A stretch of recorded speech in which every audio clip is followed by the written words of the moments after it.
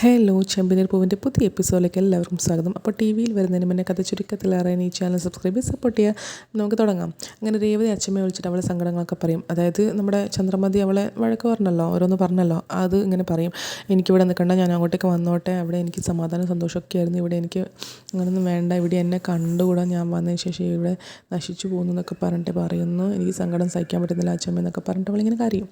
അപ്പോൾ അച്ഛമ്മ പറയും, നീ എന്തിനിങ്ങനെ കരയുന്നേ, നീ കരയണ്ട, ആരാ നിന്നെ ഇങ്ങനെ പറഞ്ഞു ചോദിക്കും. അപ്പോൾ സച്ചിയാണോ, അവന് ഞാൻ പറഞ്ഞൊന്നും മനസ്സിലായിട്ടില്ല അല്ലേ, അവന് ഞാൻ നല്ലത് പറഞ്ഞു കൊടുക്കാമെന്ന് പറയും. അപ്പോൾ ഇവൾ പറയും, രേവതി പറയും, അല്ല അമ്മയാണോ എന്ന് ചോദിക്കും. അപ്പോൾ അതേന്ന് പറഞ്ഞിട്ട് അവൾ ഈ പറയുന്നതൊന്നും നീ കേൾക്കണ്ട, അവൾ ഇങ്ങോട്ട് 2 പറഞ്ഞാൽ നീ അങ്ങോട്ട് 10 പറയണം, അവൾ പറഞ്ഞതും കേട്ട് കരഞ്ഞുകൊണ്ടിരിക്കാനുള്ള നിൻ്റെ ജീവിതം, നീ അവിടെ തന്നെ നിൽക്കണം, നിനക്ക് എപ്പോൾ വേണമെങ്കിലും ഇങ്ങോട്ട് വരാം, പക്ഷേ നിൻ്റെ അമ്മയമ്മ പേടിച്ചിട്ടായിരിക്കാൻ പാടില്ല, എന്താ അവൾ പറഞ്ഞതെന്ന് ചോദിക്കും. അപ്പോൾ രേവതി പറയും, ഞാനിവിടെ വന്നതിന് ശേഷം നീ കുടുംബം മുടിയാൻ തുടങ്ങിയത്, ഈ ദാരിദ്ര്യം ഉണ്ടാവാൻ തുടങ്ങിയത്, അങ്ങനെ കുറേ മോശമായിട്ട് തന്നെ പറയുന്നു, എല്ലാം ഞാൻ സഹിക്കാം, പക്ഷെ ഞാൻ വന്നതിന് ശേഷമാണ് ഇതൊക്കെ സംഭവിക്കുന്നത്, ഈ കുടുംബം മുടിയാൻ തുടങ്ങിയെന്നൊക്കെ പറയുമ്പോൾ എനിക്ക് സഹിക്കാൻ പറ്റുന്നില്ല, വല്ലാതെ സങ്കടം തോന്നുന്നു അച്ഛമ്മ എന്നൊക്കെ പറഞ്ഞിട്ട് പറയും. എന്നെ അച്ഛമ്മ മഹാലക്ഷ്മി എന്നാണ് വിളിച്ചുകൊണ്ടിരുന്നത്, പക്ഷേ ഇവിടെ എന്നെ വേറെ സങ്കടപ്പെടുത്തുകയോ ചെയ്യുന്നതെന്ന് പറയും. അപ്പോൾ അച്ഛമ്മ പറയും, നീ മഹാലക്ഷ്മി തന്നെയാണ്, നീ ഇവിടെ വന്നതിന് ശേഷമാണ് എനിക്ക് പാട്ടത്തിൻ്റെ പണം കിട്ടിയതും കുറേ വിളവെടുപ്പ് നടന്നതും ഒക്കെ എനിക്ക് ഐശ്വര്യം വന്ന് ചേർന്നിട്ടുള്ളൂ എന്നിങ്ങനെ പറയും.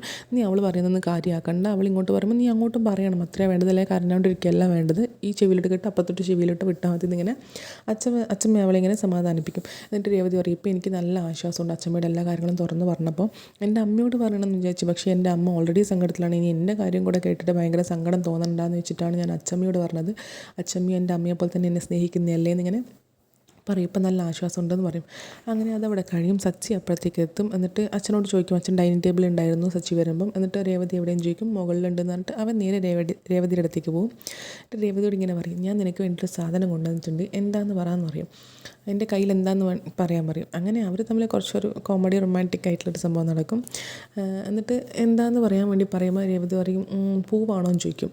അപ്പോൾ സച്ചി പറയും, പൂവ്, നീ എപ്പോഴും പൂവിടുന്നത് എനിക്ക് എന്തിനാണ് പൂവെന്ന് പറഞ്ഞിട്ട്. അപ്പോൾ ഉച്ചയ്ക്കൊക്കെ കറിയാണോ എന്ന് ചോദിക്കും. അപ്പോൾ അതൊന്നും അല്ല എന്ന് പറയുന്നത്, എനിക്ക് ഏറ്റവും ഇഷ്ടപ്പെട്ട സാധനമാണ്, എന്നാൽ കണ്ണടക്കി എന്നിട്ട് സ്മെല്ല് ചെയ്തിട്ട് എന്താണെന്ന് ഗസ് ചെയ്യാൻ പറയും. അപ്പോൾ രേവതി ഇങ്ങനെ മണത്തപ്പോൾ അവൾക്ക് പിടികിട്ടി, പാൽപ്പേടാന്ന് പറയും. അങ്ങനെ നിനക്ക് ഏറ്റവും ഇഷ്ടപ്പെട്ടതാണെന്ന് എനിക്കറിയാം, അച്ഛമ്മയോട് പറയുന്നത് കേട്ടിട്ടുണ്ട്, അതുകൊണ്ടാണ് കൊണ്ടുവന്നതെന്ന് പറഞ്ഞിട്ട് രേവതിയുടെ കഴിക്കുമെന്ന് പറഞ്ഞിട്ട് രേവതിക്ക് വായിൽ വെച്ച് കൊടുക്കും. നിങ്ങളും കഴിക്കുമെന്ന് പറഞ്ഞിട്ട് നമ്മുടെ സച്ചിക്കും വായിൽ വെച്ച് കൊടുക്കും. അങ്ങനെ അതവിടെ കഴിഞ്ഞിട്ട് പിന്നെ അച്ഛന് കൊടുക്കാമെന്ന് പറഞ്ഞിട്ട് അവർ രണ്ടാളും കൂടെ അതെടുത്തിട്ട് താഴെ വരും. എന്നിട്ടിങ്ങനെ അച്ഛന് കൊടുത്തിട്ട് ഇങ്ങനെ പറയും, ഇവൾക്ക് ഭയങ്കര ഇഷ്ടമായത് അച്ഛമ്മയോട് പറയുന്നത് കേട്ടിട്ടുണ്ട്, അന്ന് അച്ഛമ്മ കൊടുത്തപ്പോൾ ഒറ്റ ഇരിപ്പിൽ തന്നെ ഇവൾ എത്ര കഴിച്ചതെന്നറിയോ എന്നൊക്കെ പറഞ്ഞിട്ട് ഇങ്ങനെ അവനിങ്ങനെ പറയും, നീ ഇത് കടയിൽ കണ്ടപ്പോൾ ഇവളെ എനിക്ക് ഓർമ്മ വന്നു, അങ്ങനെ തന്നെ വാങ്ങിച്ചുകൊണ്ട് വന്നതാണെന്ന് പറയും. എന്നിട്ട് പിന്നെ അപ്പോഴേക്കും രേവതിയുടെ കണ്ണിങ്ങനെ നിറയും. ഇപ്പോൾ സച്ചിങ്ങനെ അന്വേഷിക്കാൻ തുടങ്ങും, എന്താ നിൻ്റെ മുഖം വല്ലാതിരിക്കുന്നത്, എന്തിനാ കരയുന്നത്, കണ്ണൊക്കെ നിറഞ്ഞല്ലോ എന്നൊക്കെ ഇങ്ങനെ ചോദിക്കും. അപ്പോൾ രേവതി പറയും, ഒന്നുമില്ല, കുഴപ്പമൊന്നുമില്ല എന്ന് പറയും. അപ്പോൾ നിന്നെ എന്തെങ്കിലും ആരെങ്കിലും ഇവിടെ പറഞ്ഞോ, എന്തെങ്കിലും പ്രശ്നം ഉണ്ടായോ, എന്താന്ന് പറയാൻ പറയും സച്ചി. അപ്പോൾ രേവതി പറയും, ഇല്ല, കണ്ണിൽ കരട് പോയതാണെന്ന് പറയും. സച്ചി ഇങ്ങനെ ഇതൊക്കെ ശ്രദ്ധിക്കണ്ടേന്ന് പറഞ്ഞിട്ട് ഇങ്ങനെ നോക്കട്ടെ എന്ന് പറഞ്ഞിട്ട് കണ്ണൊക്കെ ഇങ്ങനെ നോക്കും. എന്നിട്ട് കരടൊന്നും ഇല്ലല്ലോ, കരട് പോയത് തന്നെയാണോ എന്നിങ്ങനെ ചോദിക്കും, പ്രമോയിൽ കാണുന്ന പോലെ തന്നെ. അപ്പോൾ അവൾ പറയും, കരട് പോയത് തന്നെയാണ് എന്നിങ്ങനെ പറയും, വേറെ ഒന്നുമില്ല എന്ന് പറയും. എന്നിട്ട് പിന്നെ എനിക്ക് വിശക്കുന്നു, നീ ചോറെടുത്ത് വെക്കുന്ന രേവതിയോട് പറയും. അപ്പോൾ രേവതി പറയും, ഒന്നും ആയിട്ടില്ല എന്ന് പറയും. അപ്പോൾ സച്ചി പറയും, ഒന്നും ആയിട്ടില്ല, പിന്നെ നീ ഇത്രയും നേരം എന്തെടുക്കുമായിരുന്നു, ഞാൻ ഉച്ചയ്ക്ക് ചോറുണ്ണാൻ വരുമെന്ന് പറഞ്ഞതല്ലേ എന്ന് പറയും. അപ്പോൾ രേവതി ഇങ്ങനെ ചന്ദ്രമതിയെ നോക്കും. അപ്പോൾ അവന് കാര്യം മനസ്സിലാവും, ഓ എനിക്ക് മനസ്സിലായി, ഇന്ന് അടുക്കള പറയണത് നിനക്കല്ല അല്ലേ, നീ സഹായിയാണല്ലേ, മനഃപൂർവ്വം ലേറ്റാക്കിയതായിരിക്കും, ഞാനിന്ന് വരുമെന്ന് അറിയാമല്ലോ, ഞാൻ കഴിക്കണ്ടെന്ന് വെച്ച് ലേറ്റാക്കിയതായിരിക്കും എന്നൊക്കെ ഇങ്ങനെ സച്ചി പറയും. എന്നിട്ട് പിന്നെ എനിക്ക് നോട്ടം ഉണ്ടെന്ന് പറഞ്ഞിട്ട് സച്ചി അവിടെ നിന്ന് വേഗം പോകും. അപ്പോൾ രേവതി പക്ഷേങ്കിൽ പറയും, ഞാൻ പെട്ടെന്ന് ഉണ്ടാക്കി തരാൻ നിൽക്കുമെന്ന് പറയും. പക്ഷെ അവൻ വേഗം പോവും. എന്നിട്ട് പിന്നെ പോയപ്പോൾ തന്നെ നമ്മുടെ അച്ഛൻ രേവതിയോട് പറയും, എന്തെങ്കിലും ഉണ്ടായിക്കുമെന്ന് പറയും. അപ്പോൾ എന്നിട്ട് ചന്ദ്രമതി പറയും, നിൽക്ക്, അരിക്കാലത്തിൽ തൊടണ്ട, ഞാനവിടെ അരി എടുത്തു വെച്ചിട്ടുണ്ട്, അത് മാത്രം എടുത്താൽ മതി എന്ന് പറയും. അപ്പോൾ നമ്മുടെ അച്ഛൻ ചന്ദ്രമതിയോട് പറയും, നിന്നെ അവൾ സത്യം പറയാതിരുന്നത് നിൻ്റെ ഭാഗ്യമല്ലായിരുന്നെങ്കിൽ സച്ചിൻ നിന്നെ 2 കഷ്ണാക്കിയേനെ, ഇതാണ് അവളുടെ നല്ല സ്വഭാവം കൂടെ എന്നൊക്കെ പറഞ്ഞിട്ട് പറയും. പക്ഷേ ചന്ദ്രമതി അതൊന്നും കാര്യമാക്കില്ല. എന്നിട്ട് നമ്മുടെ രവി അച്ഛൻ നേരെ പോയിട്ട് രേവതിയെ ആശ്വസിപ്പിക്കും.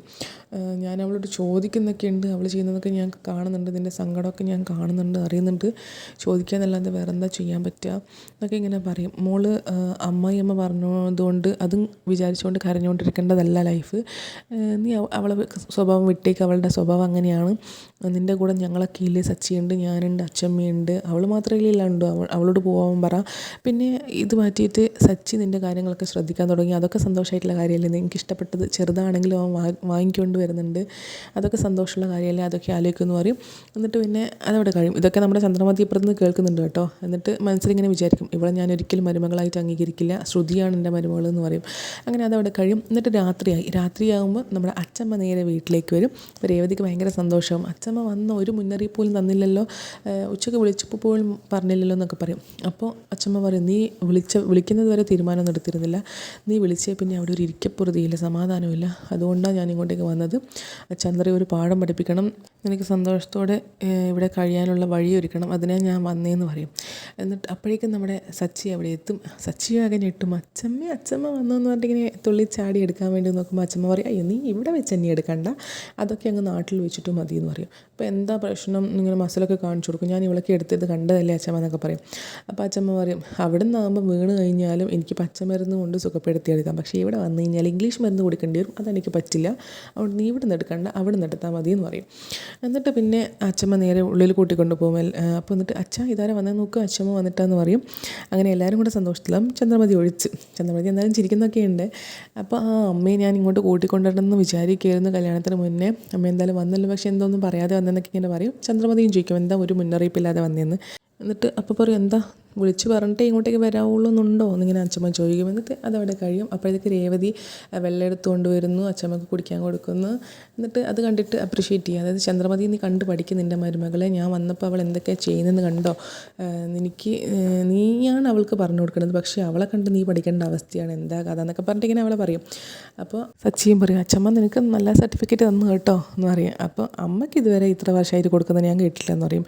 അപ്പോൾ അതിന് ഇനിയും ഒരു ജന്മം കൂടി ജനിക്കേണ്ടി വരുന്നത് നമ്മുടെ രവി അച്ഛനും പറഞ്ഞിട്ട് എല്ലാവരും കൂടി ഇങ്ങനെ ചിരിച്ച് കളിക്കും. ഇന്നത്തെ എപ്പിസോഡ് അത്രയേ ഉള്ളൂ. അപ്പോൾ താങ്ക് യു സോ മച്ച്.